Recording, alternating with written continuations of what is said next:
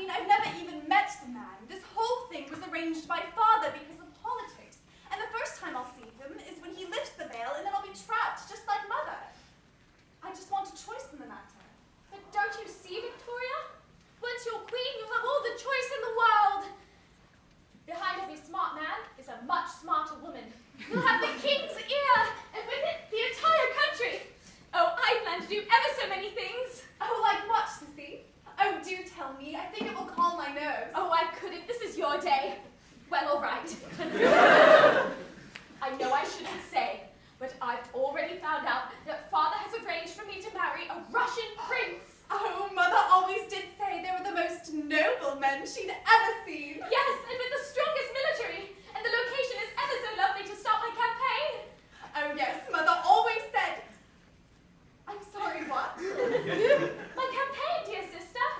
Ever since I was a little girl, I wanted to carve a bloody sword through Europe until all of Western creation lays under my rule. The others left will be too weak or scared to defy me, and then our family will have the entire continent. Doesn't that just sound simply divine? Sissy, that's terrible. Oh, I'm sorry. It does sound rather awful before I explain the plan. You see, first, I will send my army ever so silently into the west. I think I'll just massacre the first few independent countries. Then, I'll move into Germany. By then they'll know I'm coming, of course, so the casualties will just be dizzyingly high, but we have superior manpower, so I am sure we will prevail.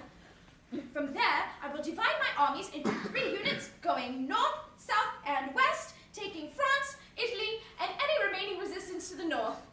Then, I'll have 12 children. I'll half of them die of exposure or something dreadful like that. I'll marry the remainder of them off to the leaders of the governments I haven't already completely eviscerated.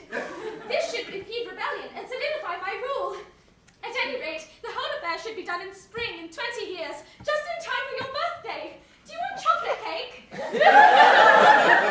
Sissy, that is without a doubt the most horrible thing I've ever heard. Oh, fine, we can discuss vanilla.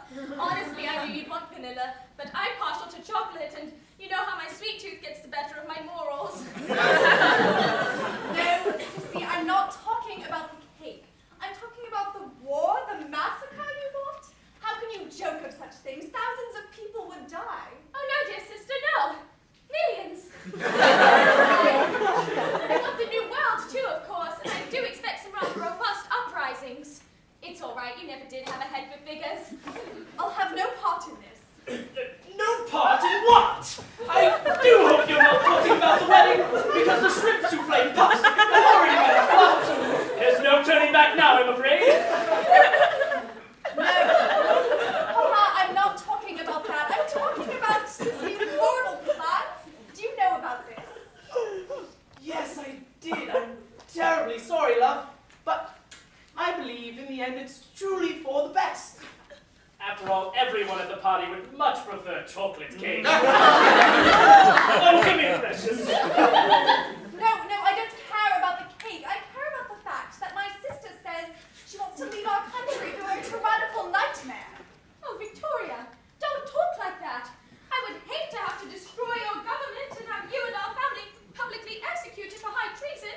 It would just ruin my evening. Oh dear, if you're going to slaughter your father and I in the streets to quell dissension, do be sure to do it after the new year. It is always ever so boring during the holidays, and I have my Christmas party to host. How terribly rude that would be to go back on an RSVP and execute the host. It's like making eye contact with a server. Oh, and when you put us on pikes, do make sure we're facing southward so the sun doesn't give us that awful pale complexion. You do know how your mother looks in direct sunlight. It does horrors to my complexion. Can you imagine our heads on pikes? How completely ridiculous! Just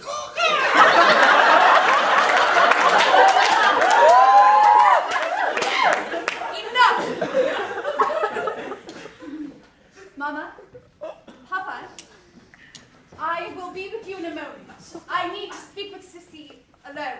Oh, well, all right, but don't be late to your own wedding now. I remember when your mother tried to run away from our wedding.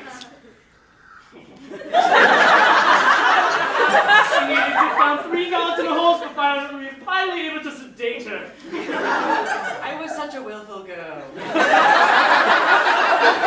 Still are. Behave.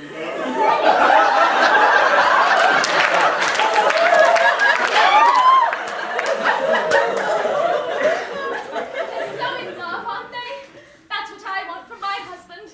If he survives the war, that is, which I greatly doubt, seeing as him fighting on the front lines will greatly increase morale, but the mortality rate is 85%.